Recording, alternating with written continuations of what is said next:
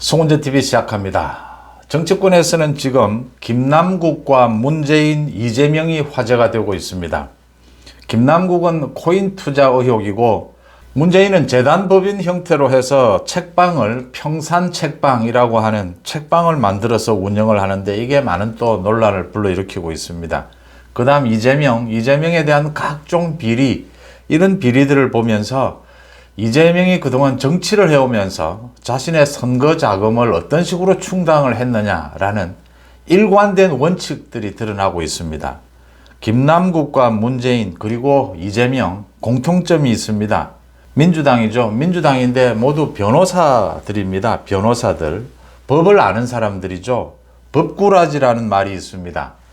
법을 아는데 법을 피해가기 위해서 자신의 이익을 위해서 법을 피해가면서 가전 잔꾀를 부리고 있다. 피해간다라고 하는데 사실은 법을 위반하고 있다라고 하는 겁니다.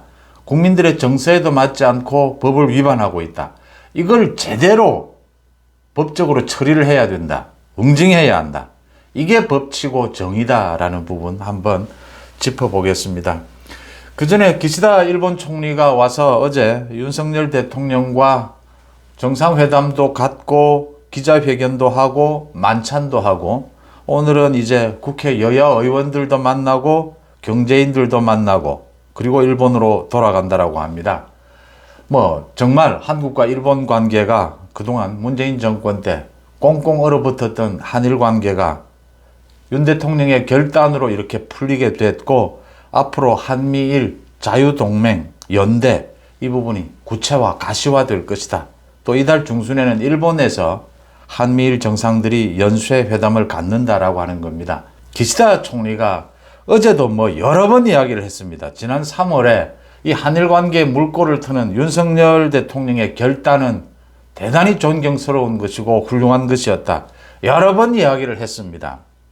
그런데 기시다가 과거사 문제를, 윤석열 대통령이 과거사 문제에 대해서 과거사를 빌미로 해서 미래로 가는 문을 닫을 이유는 없다. 과거는 과거대로 그대로 두고 미래로 가야 한다. 과거의 문제를 일방이 어느 쪽에서 계속 이야기하는 것이 과연 온당한 일인가까지 이야기를 하고 있습니다. 윤 대통령이 이런 결단을 내렸고 기시다가 거기에 존경한다 여러 번 이야기를 했는데, 그렇게 말로만 할 게 아니고 국가 간의 관계라든지 이런 것은 냉정하게 주고받는 것입니다. 윤 대통령이 그런 결단을 내려서 그 부분이 훌륭하다라고 생각이 들었다면, 또 한미일 앞으로 함께 풀어나가야 될 일본의 이익도 엄청난 것이라고 생각한다면, 기시다가 어제 징용 문제에 대해서 개인적으로 마음이 아프다라고 했는데, 일본의 총리들이 과거사 부분에 있어서 사과를 처음 하는 것도 아니고 여러 번 있었습니다. 그리고 때가 되면 언제나 또 사과해야 되느냐 이런 이야기도 있을 수가 있습니다.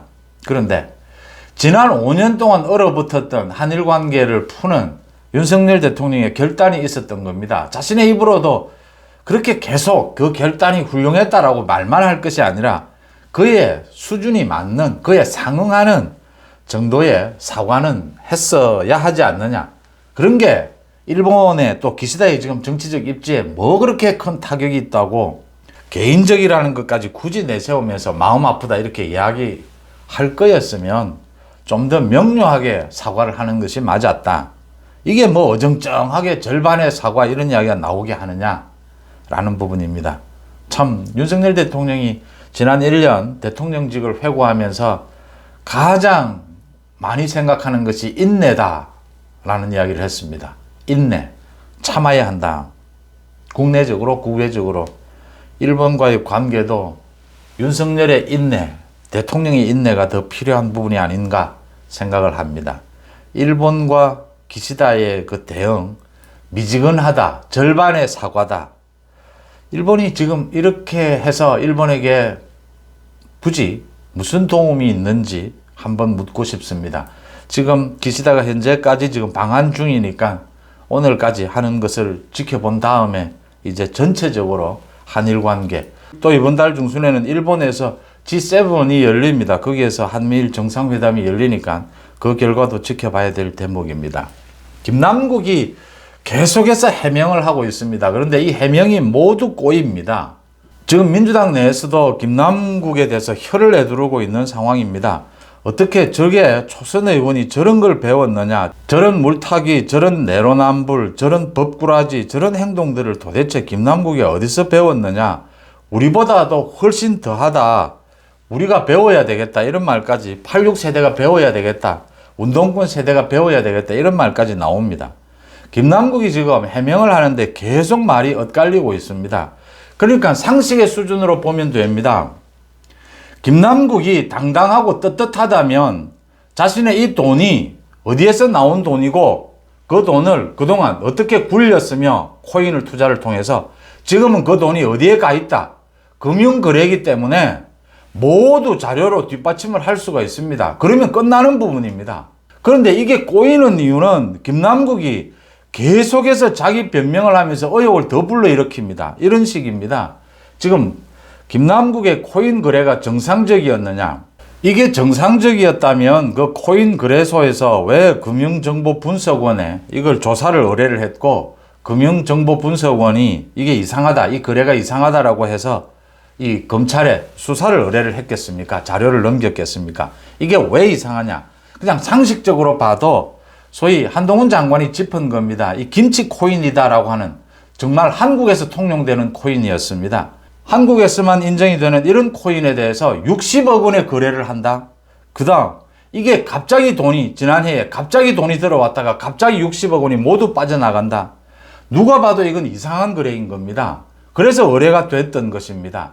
그렇다면 이게 언론에 공개가 되면서 이제 문제가 됐습니다. 이 거래에 어떤 문제가 있느냐. 이건 지금 검찰이 수사를 해서 김남국의 이 계좌를 추적해봐야 가능한 일입니다. 당장 문제가 불거지는 것이 이해 충돌이 일어나고 있다. 그 다음 재산 공개를 제대로 했느냐입니다.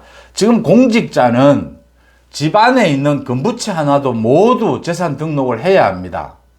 그 다음 이해 충돌. 자신이 개입이 되어 있는 이해관계가 있는 부분에 대해서는 자신이 그 법안에 개입해서는 안 됩니다. 법 제정에. 이 두 가지 사안에 걸리게 되면 계속해서 위법이 일어나게 됩니다. 고소고발이 일어나게 됩니다. 검찰은 이걸 통해서도 김남국의 계좌 추정이 가능해지는 겁니다. 정치적으로도 국민들의 정서에 전혀 맞지 않는 상황이 발생을 한 겁니다. 그래서 김남국이 해명을 합니다.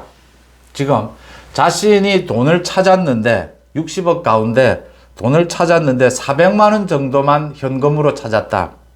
그래서 이게 대선 자금으로 들어간 것 아니다. 400만 원만 현금화를 했다라고 했습니다. 그 다음 나머지 돈은 다른 코인으로 옮겨 놓았다. 그런데 다른 코인으로 옮겨 놓았는데 뭐 가격이 많이 폭락을 해서 지금 몇 억밖에 남지 않았다. 말을 하면서 공개는 하지 않고 있습니다. 이해 충돌이 걸려 있습니다. 지금 말이 계속 엇갈립니다. 이해 충돌 법안, 그러니까 코인에 대해서 과세 유예, 이 법안에 대해서 자기가 발의는 했지만 본회의에서 찬성표는 던지지 않았다라고 했습니다. 또 이게 이해충돌에 걸리지도 않는다라고 했습니다. 이해충돌 방지 법안에 보면 김남국이 이야기하는 겁니다. 불특정 다수를 대상으로 한 법안에 대해서는 이해충돌이 되지 않는다라고 했습니다. 이해충돌 방지 법안, 공직자윤리법 어디에도 자신의 이해관계가 걸린 부분에 대해서는 그 업무를 담당해서는 안 되고 기피해야 하고 그 법안 제정에 개입해서는 안 된다라고 되어 있습니다. 불특정 다수를 대상으로 하는 법안은 대부분 다 불특정 다수를 대상으로 합니다. 지금 김남국이 계속 억지를 부리고 법적으로 지금 말장난을 하고 있는 겁니다. 국민적인 상식으로 보면 됩니다. 자신이 코인에 거래를 하고 있으면서 그 직접적인 이익이 되는 세금을 그 코인에 대해서 때리려고 하는 걸 유예한다라는 법안을 발의를 했습니다. 자신이 법안을 발의하고 본회의에서는 또 찬성하지 않았다라고 합니다. 찬성하든지 찬성하지 않든지 그게 지금 무슨 상관입니까? 이해충돌은 일어난 것입니다. 그 다음 재산 등록 400만 원만 현금화가 됐는지 안 됐는지 지금 자신이 모든 자료를 내놓으면 됩니다. 자료를 내놓지 않고 말로 하니까 재산 등록이 제대로 된 건지 되지 않은 건지 이 부분에서 제가 이것 짚고 넘어가겠습니다. 국민의힘 지금 뭐 참 제 코가 석자입니다. 그런데 국민들의 상식입니다. 집안에 있는 금부채 하나까지 공직자는 전부 재산을 등록하도록 되어 있습니다. 그게 공직자 재산 등록법입니다. 왜 코인은 등록하지 않습니까? 코인을 여기서 빼야 될 이유가 뭐가 있습니까? 코인을 빼니까 이런 문제가 생기는 것 아닙니까? 코인 60억씩 이렇게 김남국이가 코인을 통해서 숨겨 놓았습니다. 이준석도 코인 거래를 통해서 지금 뭐 선거 자금을 마련했다라고 자랑을 하고 다닙니다. 이 국민들의 정서에 맞습니까? 왜 집안에 있는 금가락지 하나는 등록하도록 하면서 코인은 왜 재산 등록에서 뺍니까? 지금 국민의힘이 나서야 하는 겁니다. 이제 모두 법으로는 현재 빼도록 되어 있는데 자진해서 등록을 하자. 왜 못합니까? 국민의힘이.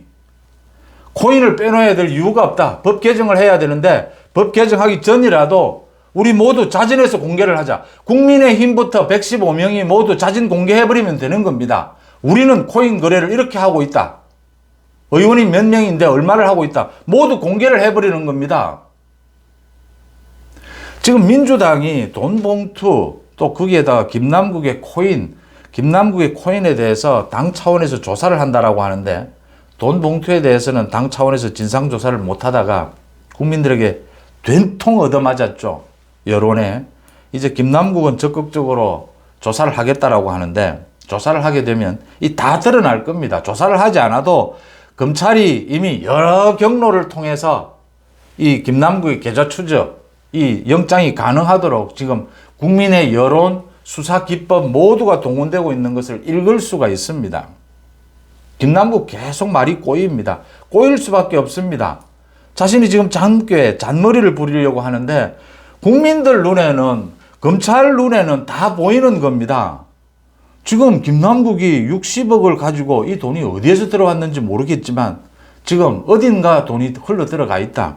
이게 소위 김치 코인에 60억을 때려받고 이걸 1, 2개월 사이에 돈을 움직였고 다 빼나갔고 전혀 정상적이지 않다라고 하는 겁니다. 이건 뭐 금융 전문가가 아니라 아무나 봐도 모두가 이건 비정상이다. 그래서 이 돈 어디로 갔느냐? 자신의 계좌를 밝히면 당연하게 모두 입증이 되는 겁니다. 그런데 그 계좌를 밝히는 것은 개인적인 프라이버시다라고 하고 있는데 뭐 또 다른 것들이 있는 모양입니다. 이래서 지금 계속 잔꾀를 부리다 보니까 자기 지금 발에 자기가 걸려 넘어지고 있는 겁니다. 이해 충돌이 되지 않는다라고 했다가 이게 이해 충돌이 되는지 되지 않는지 따져보자 법적으로 하니까 말이 안 되니까 본회의에서는 이제 그 법안을 반대했다라고 이야기합니다.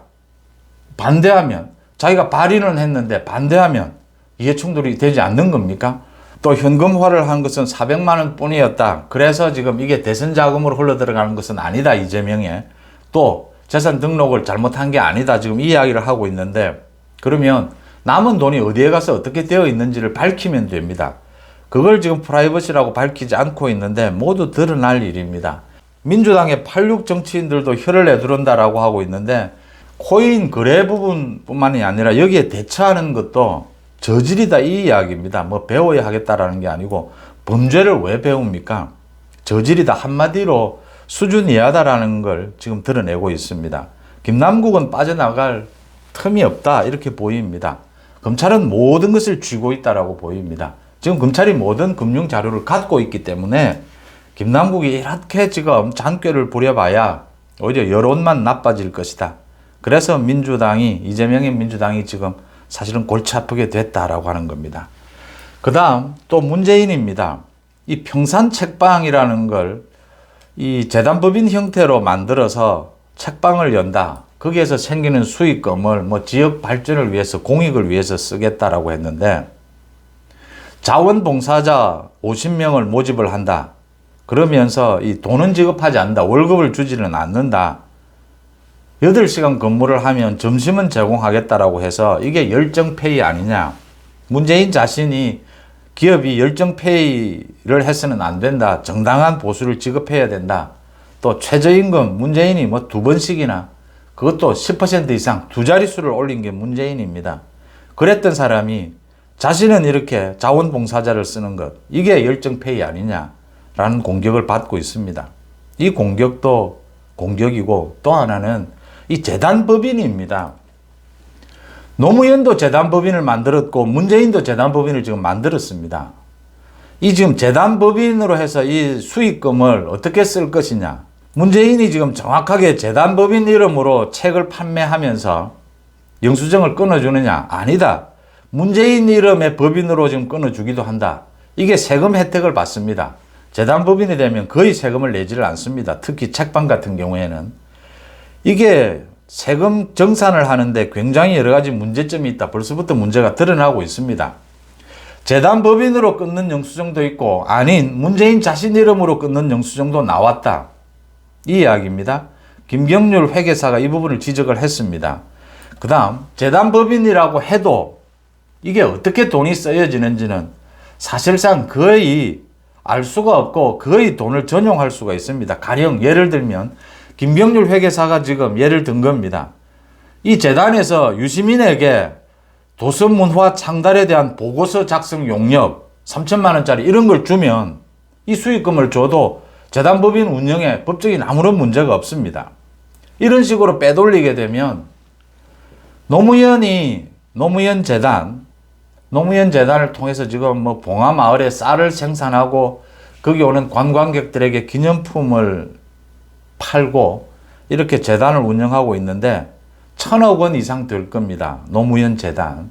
문재인도 이 재단을 만들어서 문재인의 돈 씀씀이 모두 노무현, 문재인 이렇게 재단을 만들어서 자신에 대한 극성적인 지지층들로부터 이 돈을 버는 형태가 됩니다. 후원금을 받고 이렇게 돈을 버는 형태를 통해서 문재인 같은 경우에는 지금 정치적인 영향력도 계속 유지하겠다.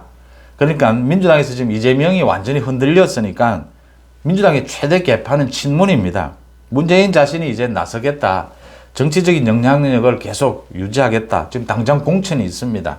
이런 걸 모두 노리고 이 재단 법인을 만들었다라고 하는 겁니다. 이 재단 법인을 통해서 돈 벌어서 문재인 자신 마음대로 지금 돈을 쓰겠다. 이 이야기입니다. 이 제대로 공개되지도 않고 말씀드린 대로 이 김경률 회계사가 이야기하는 대로 여러 가지 용역을 통해서 또 여러 가지 비용을 통해서 이렇게 돈을 쓰면 이게 법적으로 걸리지를 않습니다. 제가 여러 번 말씀을 드리는데 문재인이 노무현과 너무나 비슷하게 행동을 하고 있다. 지금 살고 있는 그 집도 소위 용도 변경입니다. 농지를 용도 변경을 했습니다. 절반 가까이를. 노무현도 그렇게 했습니다. 1,000평이 되는 데를 노무현은 산지를 용도 변경했습니다. 자신이 대통령으로 있을 때. 문재인이 그걸 그대로 본받아서 농지를 이제 용도 변경을 했습니다. 이거 법적으로 걸립니다. 그 다음, 이 재단법인을 만드는 것. 지금 소위 국민의힘 계열의 대통령을 지낸 사람들은 언제나 이렇게 돈과 관계되는 이런 일들을 하지 않습니다. 박근혜 전 대통령도 누구 못지않게 정말 극렬 지지층이 있습니다. 그런데 이런 일을 하지 않습니다. 돈에 관계되는 이런 일을 하지 않습니다. 그런데 꼭 문재인 이런 돈에 관계되는 일을 합니다. 김남국, 이재명. 제가 김남국, 문재인, 이재명 세 사람의 공통점이 변호사라고 말씀을 드렸습니다. 똑같은 행태입니다. 법꾸라지 행태. 이 법을 피할 수 있다면, 위법성을 피할 수 있다면 무슨 짓이라도 해서 돈을 벌어야겠다. 이게 지금 이재명에게서도 그대로 드러나고 있습니다. 이재명의 지금 최측근들이 불지 않고 있는데 소위 김용, 정진상, 김만배, 백현동의 김인섭까지입니다. 김인섭까지 이 모두 드러나고 있는 게 이재명이 그동안 많은 선거를 치렀습니다. 성남시장 선거도 치렀고 경기도지사 선거도 치렀고 또 대통령 선거도 치렀습니다. 공통점이 드러납니다. 이재명이 측근들을 통해서 대장동, 백현동 이 많은 돈을 받아서 이 측근들이 모두 선거자금으로 썼다라고 하는 겁니다. 지금 이 측근들과 이재명의 연결고리, 이걸 측근들이 불어야 연결고리가 입증이 될 텐데 이 측근들이 불지 않고 입을 닫고 있기 때문에 지금 검찰이 이재명과의 연결고리, 직접적인 연결고리를 찾아내지 못하고 있다고 하는 겁니다. 그래서 정치자금법으로 걸지를 못하고 있다. 뇌물로 걸지를 못하고 있다. 대장동 관련해서는 지금 배임으로 걸어놓고 있는 상태입니다. 기소가 된 상태입니다. 많은 것들이 드러나고 있습니다. 백현동 관련해서 김인섭이가 2014년에 성남시장 선거에 출마한 이재명의 그 선거 사무소를 대신 임대료를 내줬다. 이런 형태입니다. 정진상 마찬가지입니다. 김용 마찬가지입니다. 8억 4천만 원을 유동규로부터 받아가지고 선거 자금으로 썼는데, 김용이 썼는데 이재명은 몰랐답니다. 이재명은 여러 번 선거를 치렀는데 모든 선거 자금은 측근들이 모두 이재명 모르게 모두 몇 억씩, 몇십억씩 이렇게 모아서 선거를 치렀다 하는 것입니다. 이걸 어느 국민이 믿겠습니까? 이제 지금 이재명을 둘러싼 각종 이 비리 구조가 이런 식으로 되어 있습니다. 그 엄청난 돈이 수천억 원의 돈이 이재명 모르게 이재명 선거를 위해서 모두 쓰여진 것입니다. 이재명은 선거에 출마는 여러 번 했지만 대통령 선거까지 선거 자금이 어떻게 쓰여지는지는 불법 선거 자금이 이재명은 하나도 몰랐던 겁니다. 모두 정진상, 김용, 김인석, 김만배 등이 돈을 만들어서 이재명을 위해서 몇십억이 됐든 몇백억이 됐든 이재명의 선거를 위해서 돈을 쓴 것입니다. 이런 구조입니다. 이걸 어느 국민이 믿겠으며 문재인이 지금 책방을 만들어서 이렇게 재단법인을 만들어서 또 돈을 모으는 것 이걸 공익을 위해서 쓰겠다. 어느 국민이 이걸 믿겠습니까? 김남국이 지금 코인 거래를 했는데 60억 원의 코인 거래를 했다. 그런데 자금에 대해서 전혀 이 자금이 어디에서 들어왔고 어디로 흘러나갔는지 전혀 지금 내용에 대해서 공개하면 간단한 것을 공개하지 않고 계속 이렇게 그러면서 지금 한동훈 검찰 작품이다라고 한동훈 장관을 공격을 합니다. 돈에 관계된 것, 개인적인 비리, 돈과 관계된 것을 가지고 이 검찰을 공격하든지 물타기를 하고 내로남불을 하는 것은 국민들의 정서에 전혀 통하지 않습니다. 이제는. 이재명도 개인적인 비리고 김남국도 개인적인 비리 혐의입니다. 문재인도 지금 개인적인 비리를 저질러 가고 있는 셈입니다. 송은재TV 마칩니다. 고맙습니다.